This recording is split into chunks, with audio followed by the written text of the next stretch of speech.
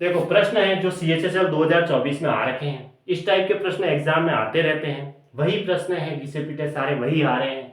एक त्रिभुज एबीसी में समकोण त्रिभुज है जहाँ कोण एबीसी 90 डिग्री है, तो बीच वाला है वो 90 डिग्री है, यानी कि ये बी वाला बीच में क्या है, बी है, तो बी को 90 डिग्री ले लो और ये एबीसी हुआ।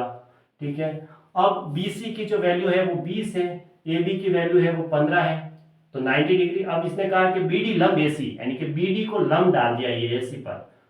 ठीक है, एसी पर लंब डाल दिया, तो बीडी की वैल्यू बतानी है, इसकी वैल्यू बतानी है। अब ये 15 है और 90 के सामने कर्ण होती है, तो समकोण त्रिभुज में 15, 20 और 25, कर्ण 25 होगी, क्योंकि 15 का स्क्वायर 200, 25, 20 का स्क्वायर 400, 625 हुआ, जो कि 25 का स्क्वायर है। अब शीर्ष लंब बीडी की लंबाई ज्ञात करनी है, तो आधार गुणा लंब यानी 15 गुणा 20 बटा कर्ण होता है, 5 बार कटा ये 3 बार, तो ये 4 बार, तो कितना आया 12 सेमी।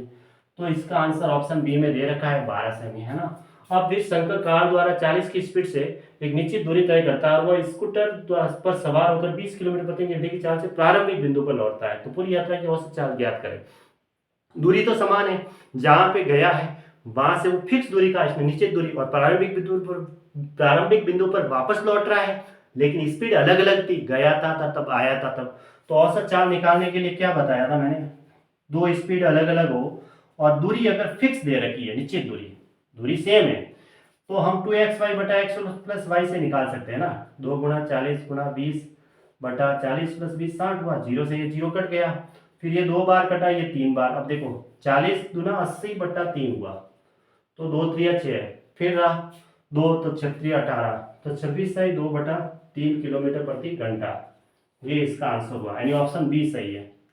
प्रश्न एकदम सरल सरल आते हैं एग्जाम में, एकदम सरल सरल, है ना।